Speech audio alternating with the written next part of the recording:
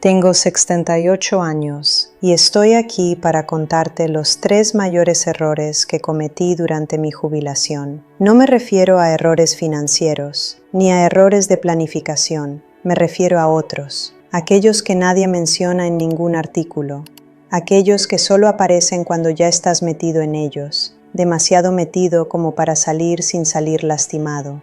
Si te estás acercando a la jubilación, o ya estás jubilado y algo no va bien, quédate conmigo, porque lo que te voy a contar hoy puede ahorrarte años de sufrimiento innecesario.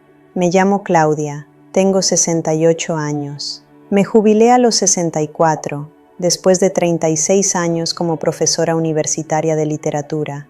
Me encantaba mi trabajo, me encantaban mis alumnos, me encantaba la sensación de caminar por un campus lleno de vida y saber que yo formaba parte de eso. Y entonces lo dejé. Y cometí errores, 3 grandes errores, que me costaron caro, no en dinero, en algo mucho más difícil de recuperar. Empecemos por el primero. El primer error fue pensar que merecía desaparecer.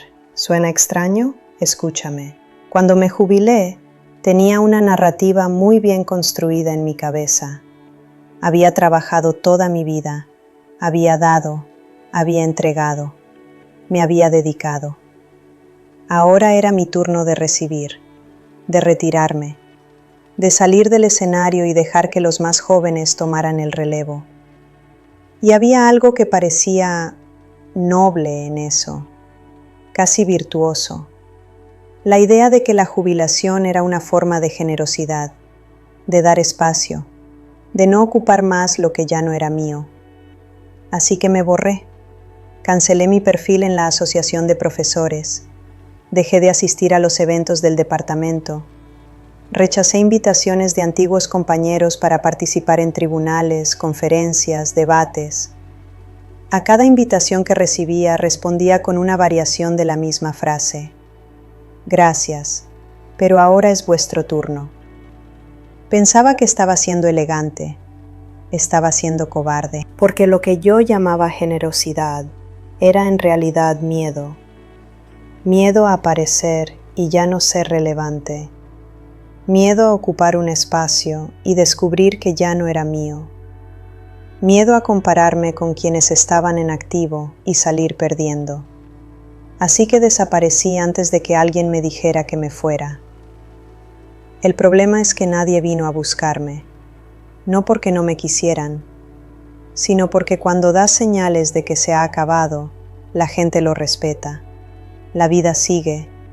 El departamento siguió adelante. Los alumnos encontraron otros profesores. Los debates continuaron sin mí. Y yo me quedé en casa, mirando por la ventana, sintiendo una mezcla de alivio y un enorme vacío que no sabía cómo nombrar. Tardé casi 2 años en comprender lo que había pasado. No me había jubilado del trabajo, me había jubilado de mí misma. Hay una gran diferencia entre hacer una transición saludable y simplemente desaparecer. Una transición saludable significa reorganizar tus prioridades, reducir el ritmo donde tiene sentido, crear espacio para cosas nuevas, redefinir lo que quieres aportar y cómo. Desaparecer significa abandonar todo de golpe, porque has interiorizado el mensaje de que la jubilación es sinónimo de invisibilidad. Y ese mensaje está en todas partes, en los chistes sobre jubilados, en la forma en que la cultura trata a los mayores como si hubieran caducado, en la sutil presión para que dejes espacio, como si tu presencia fuera un recurso escaso que estás robando a los jóvenes. No lo es. Tu experiencia, tu voz, tu perspectiva, nada de eso ocupa el espacio de los demás. Al contrario, llena vacíos que solo pueden llenar aquellos que han vivido lo suficiente para comprender ciertas cosas. El primer error que cometí fue creer que la jubilación significaba borrar mi propia existencia pública. No es así. Segundo error, y este fue el más doloroso. Dejé mi salud mental al final de la cola. Déjame explicarte lo que quiero decir con esto, porque no es lo que estás pensando. No ignoré mi salud mental en el sentido de pensar que no importaba. Todo lo contrario. Sabía que la salud mental era importante. Había leído sobre ello. Lo creía. Se lo recomendaba a mis alumnos cuando acudían a mí con ansiedad o agotamiento. Pero había una distinción que hacía inconscientemente. Una distinción que probablemente mucha gente también hace. Pensaba que cuidar la salud mental era algo que se hacía cuando se estaba en crisis, cuando las cosas se ponían lo suficientemente serias como para justificar la ayuda. Y como yo no estaba en crisis, pensaba que no necesitaba nada. Estaba equivocada de una manera que me costó muy caro.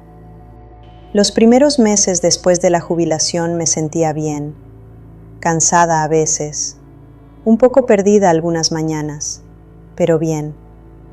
Luego pasaron 6 meses, después 1 año, y empecé a notar patrones que me preocupaban. Me despertaba sin ganas de hacer nada. No era la pereza normal de un mal día, era una falta de motivación que parecía estructural, como si el motor estuviera encendido, pero no hubiera ningún destino al que ir. Dejé de leer, yo, que había pasado 36 años enseñando literatura y devoraba libros como otros devoran series. De repente, abría un libro y lo cerraba después de 2 páginas sin poder concentrarme. Mi hija Ana me llamaba todas las semanas y me preguntaba cómo estaba. Yo le decía, bien, estoy bien, porque era lo que creía, o lo que quería creer, pero no estaba bien. El problema con el deterioro lento es que no tiene un momento de ruptura claro. No es como romperse un brazo.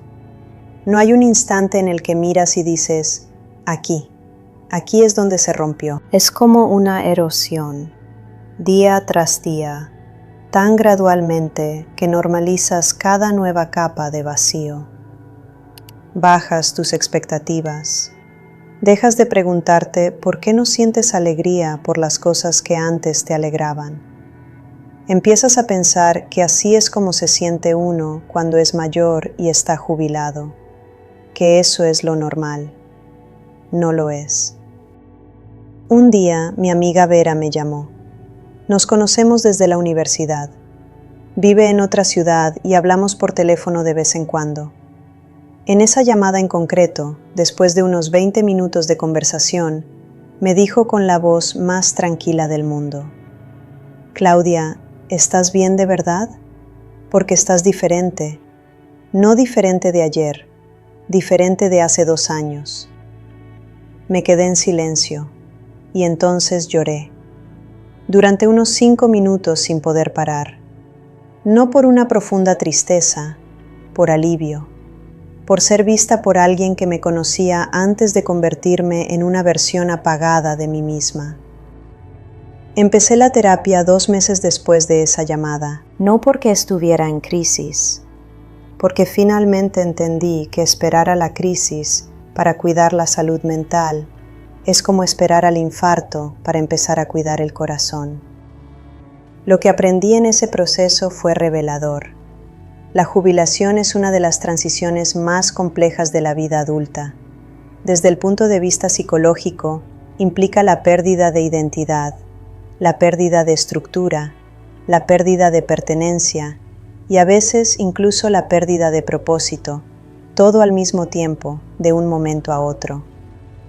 Cualquiera de estas pérdidas por separado sería significativa.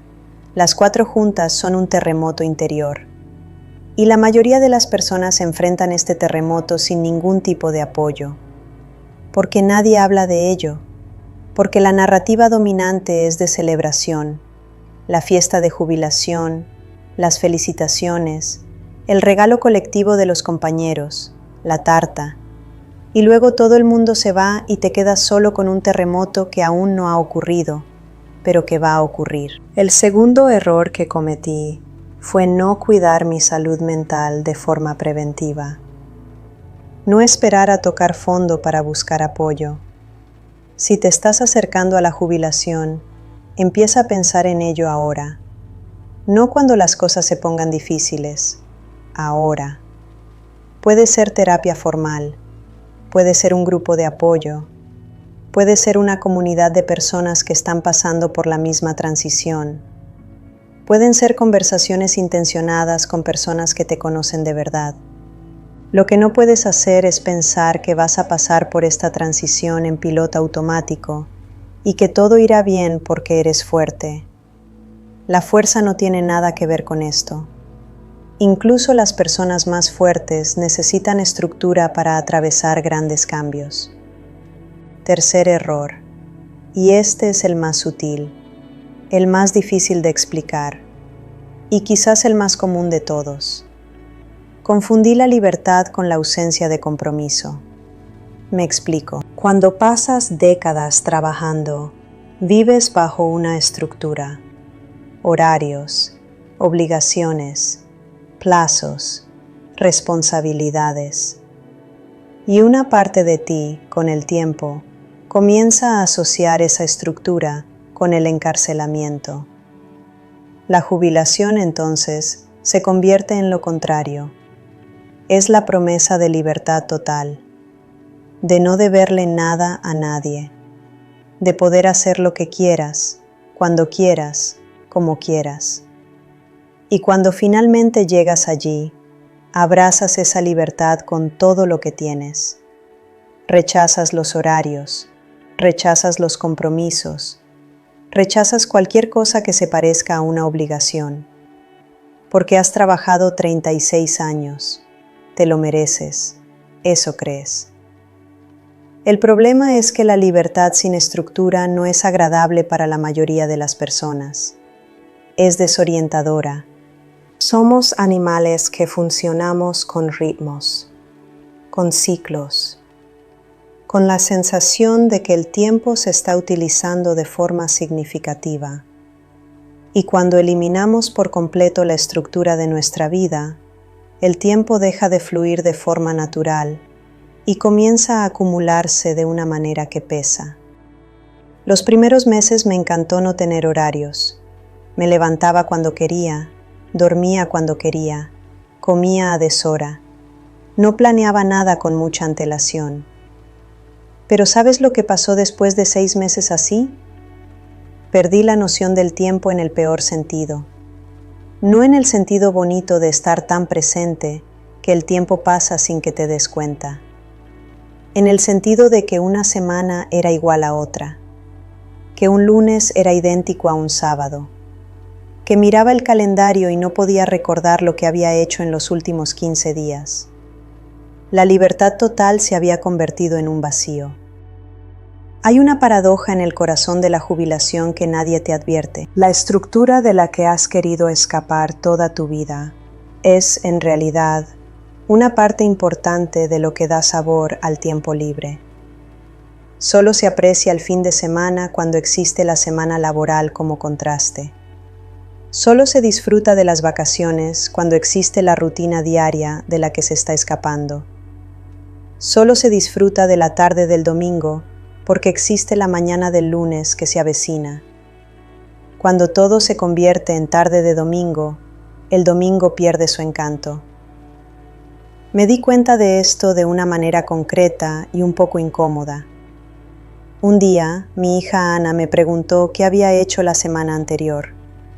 Intenté recordar de verdad, y no conseguí construir una narrativa coherente de 7 días. No porque hubiera hecho muchas cosas, porque no había hecho casi nada. Y la nada se mezcló con la nada de tal manera que se había vuelto invisible incluso para mí. Eso me asustó, porque siempre he tenido muy buena memoria. Y de repente me di cuenta de que mi memoria estaba bien. El problema era que no había casi nada que recordar. Estaba desperdiciando días sin darme cuenta. La solución que encontré no fue crear una agenda rígida, como si todavía estuviera trabajando. Eso sería lo contrario de lo que necesitaba. Fue crear anclas. Este es un concepto que aprendí más tarde, pero que tiene mucho sentido cuando lo entiendes. Las anclas son compromisos fijos que estructuran la semana sin dominarla. Son puntos de referencia que organizan el tiempo a su alrededor, sin quitar la flexibilidad que permite la jubilación. Para mí, los anclajes fueron un grupo de lectura que empecé a organizar todos los miércoles por la tarde, una caminata todas las mañanas, antes de las 8, que se convirtió en algo innegociable, una videollamada con mi hija todos los domingos por la noche, y una vez al mes, una visita a un lugar al que nunca había ido dentro de mi propia ciudad. Pequeñas cosas, pero que crearon un ritmo, y ese ritmo devolvió el sabor al tiempo libre que las rodeaba. Cuando implementé los anclajes, sucedió algo que parecía mágico. Los días en los que no tenía nada programado, que antes se convertían en agujeros de aburrimiento, empezaron a tener sentido. Porque el tiempo libre alrededor de los anclajes tenía contexto, tenía contraste, tenía respiración. El miércoles de lectura daba color al martes y al jueves. El paseo matutino estructuraba el resto del día. El domingo con Ana daba un cierre semanal que hacía que toda la semana fuera más coherente. No se trata de llenar cada minuto. Se trata de crear puntos de gravedad que impidan que los días se conviertan en una masa amorfa y olvidable. Estos son los 3 errores. Déjame recordártelos claramente antes de continuar. El primero, borrarme a mí mismo creyendo que eso era generosidad, cuando en realidad era miedo disfrazado de elegancia. El segundo, dejar la salud mental para cuando llegara la crisis. Cuando la crisis no es el criterio correcto para buscar apoyo. El tercero, confundir la libertad total con la ausencia de estructura y descubrir que sin anclas, el tiempo libre pierde su sabor. Ahora tengo 68 años, 4 años después de jubilarme, y puedo decirte honestamente que los últimos 2 años han sido los mejores de esta etapa. No porque haya resuelto todos los problemas, sino porque dejé de cometer esos 3 errores. Volví a participar en la vida académica de forma ligera, no con la intensidad de cuando trabajaba, pero con presencia. Doy una conferencia aquí, participo en un tribunal cada trimestre, escribo artículos cortos para revistas de literatura que llegan a un público más amplio. No porque lo necesite, porque me gusta. Porque esa es una parte de mí que no desaparece con el carné de trabajo. Sigo en terapia, no porque esté en crisis, porque es un espacio de reflexión que me ayuda a vivir esta etapa con más conciencia. Y porque he aprendido que cuidar la mente es tan rutinario como cuidar el cuerpo. No dejas de hacer ejercicio cuando estás sano. No tiene sentido dejar de cuidar la mente cuando estás bien. Y tengo mis anclas, sencillas pero sólidas. Si estás llegando a la jubilación o ya estás jubilado y algo no encaja, necesito que escuches esto. No eres débil por estar luchando con esta transición, no es extraño, no es exagerado. La jubilación es difícil de una manera que nuestra cultura se niega a reconocer, porque reconocerlo sería admitir que la narrativa de la llegada, de la recompensa, del final feliz, es incompleta. Y lo es. La jubilación puede ser extraordinaria. Puede ser la etapa más rica y significativa de tu vida. Lo creo de verdad. Pero solo si la tratas con la seriedad que se merece. No como un destino pasivo en el que las cosas simplemente se organizan. Como una transición activa que requiere cuidado, atención y la disposición a cometer errores y aprender de ellos. No desaparezcas. Sigue presente de formas que tengan sentido para quien eres ahora. Cuida tu mente antes de la crisis. Construye un apoyo antes de necesitar ser rescatado. Crea anclas, no prisiones, anclas. puntos de referencia que dan ritmo sin quitar libertad. Estos 3 ajustes, fáciles de describir y no siempre fáciles de practicar, marcaron toda la diferencia para mí. Hay algo que me digo a mí misma cada mañana cuando salgo a caminar. Aún quedan muchos capítulos por delante. No como optimismo vacío, como un recordatorio real, de que 68 años no es el final de nada. Es el comienzo de una etapa en la que, por primera vez en la vida adulta, puedes elegir cómo quieres vivir con mucha más libertad de la que has tenido antes. Pero elegir requiere claridad. Y la claridad requiere que dejes de cometer los errores que me costaron 2 años de vida. No tienes por qué repetir mi camino. Aprende de él. Si este video te ha parecido útil, deja un comentario diciéndome cuál de estos 3 errores te identificas más. O envíaselo a alguien que se está jubilando y necesita oír esto antes de empezar. Esto puede cambiar el rumbo de esta transición para esa persona. Y suscríbete al canal, hay mucho más por delante.